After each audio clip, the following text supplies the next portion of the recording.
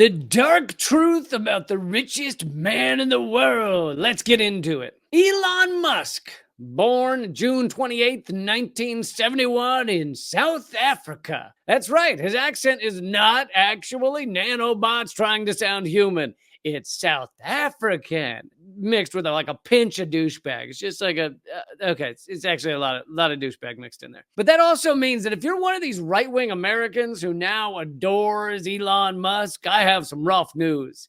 He's an immigrant. Yep.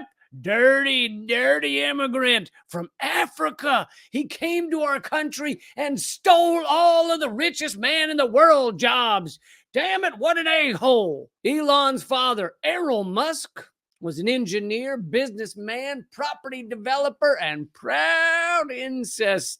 I'm going incestist. That's right. He had a daughter with his stepdaughter who he had raised since she was a toddler.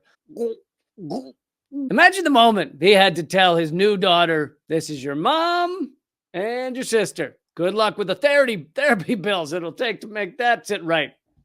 Luckily, none of that creepiness around fatherhood rubbed off on Elon. He's an excellent and caring father to his 12 children he has with 3 women. And he's met most of those children at least once. It's true. But more importantly, he's an immigrant with 12 anchor babies. Why do right-wingers like him?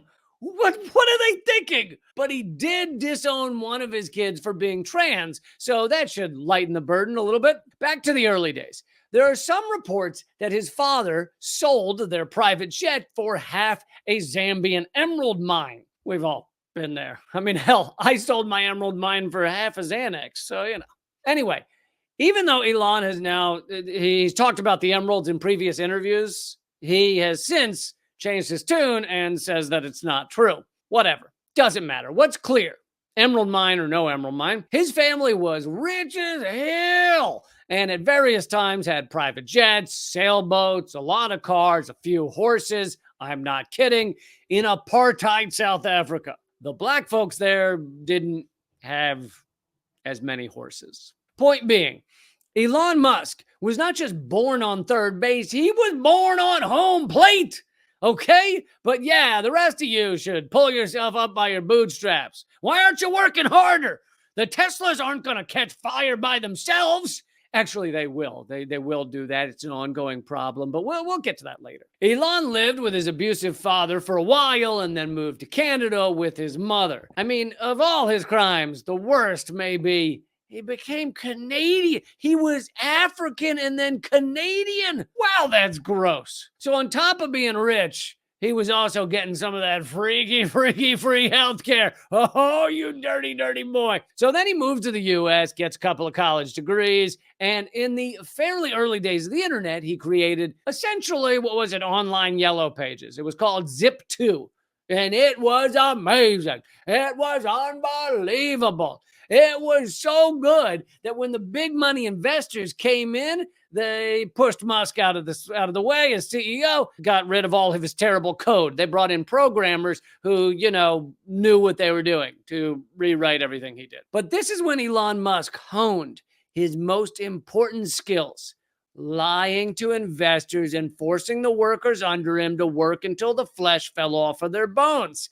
2 very important skills to win at capitalism. Man, he is just like Tony Stark in Iron Man, right?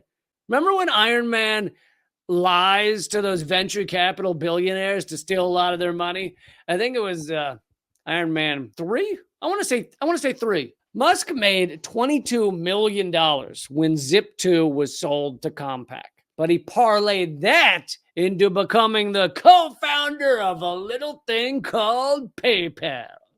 Not actually, he didn't do that, but he wants you to think he did. And isn't that the important thing? It's the thought that counts. We learned that as kids. Here's what actually happened. Musk founded X.com, not the X.com you're thinking of, a different one.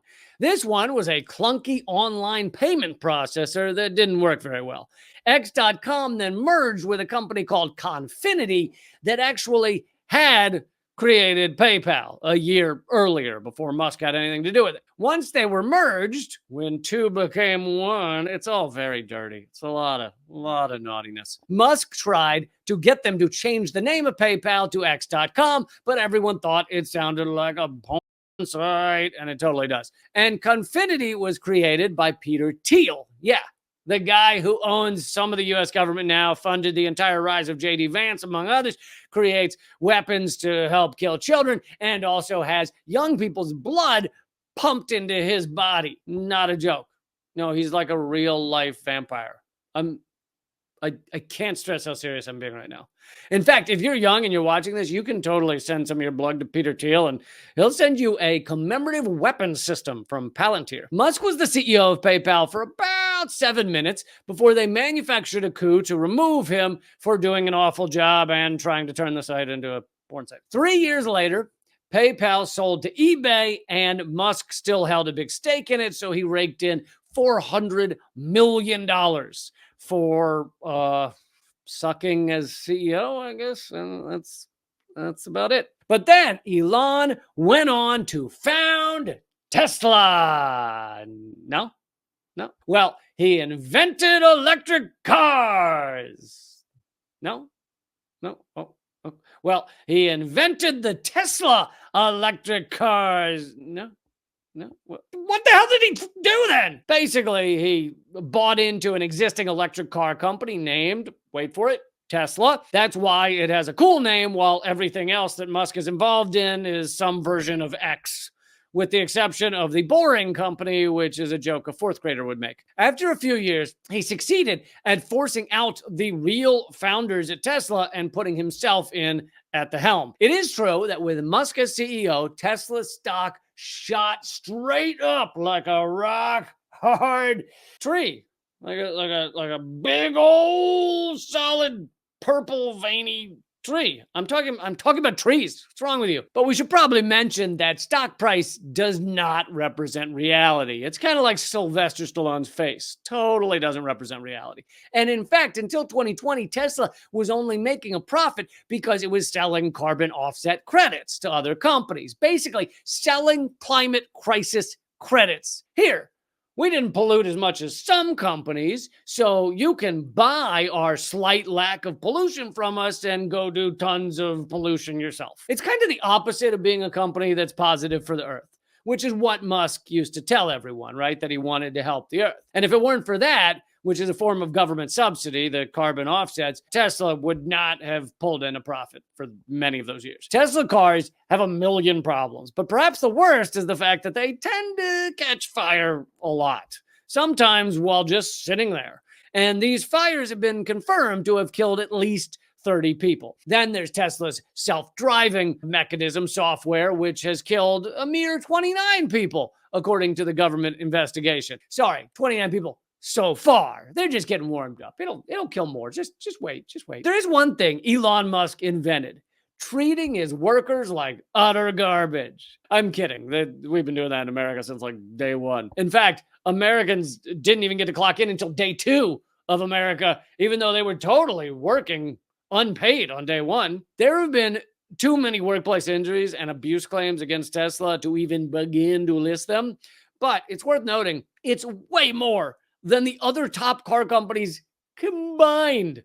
Perhaps one of the reasons is because reportedly Elon Musk doesn't like the color yellow, and therefore had all the yellow caution paint removed from the factory floor, which kind of protects people from not getting their arms lopped off. This is a great idea. I mean, I don't like the color red, so I removed all the stop signs in my neighborhood, and it has never looked better. There's a few dead children, a couple of dogs, but the city cleans that up pretty quick. Musk now denies the yellow paint story, but he also denies pretty much everything in his life, unless it didn't happen, like founding Tesla and PayPal, and then he wholeheartedly stands by it. He also created an intricate system of tunnels throughout California and Nevada, allowing people to avoid traffic by going underground. It's unbelievable. What's that? Oh, Oh, sorry. No, he promised to do that, but instead he built one tunnel in Las Vegas that is basically slower than any other form of transportation. He essentially invented a subway system that can take 1/1000th the number of people and only goes from the Las Vegas Convention Center to like two places in Las Vegas. I think it's the IHOP on Route 1 and the petting zoo at the Golden Nugget, if I have that right. Of course, Musk didn't found Twitter either. He just found Twitter. He just bought it and drove it into the ground. He bought Twitter for $44 billion. At the time, it was estimated to be worth $41 billion. Since then, it has lost roughly 71% of its value and is now worth $12 billion. But his posts get lots of retweets because he literally had the software engineers change it so that all his posts get seen by everyone. It's kind of like if you bought Nike so you could make your own shoes with your name on them, which you totally got to do, but you lost $40 billion in the process. So when you start to put it all together, Musk is a remarkable fraud. He says he wants to help with climate change by building Tesla into a massive company. Yet he shoots rockets that release more global warming emissions than hundreds of thousands of cars. He also makes sure no electric cars can use Tesla charging ports, thereby greatly decreasing how many people are switching to EVs. Also, lithium mining is horrific for the environment. He says he wants to fight for free speech, and that's why he bought Twitter. Yet he amplifies himself and other far-right voices while conceding to far more government requests to censor people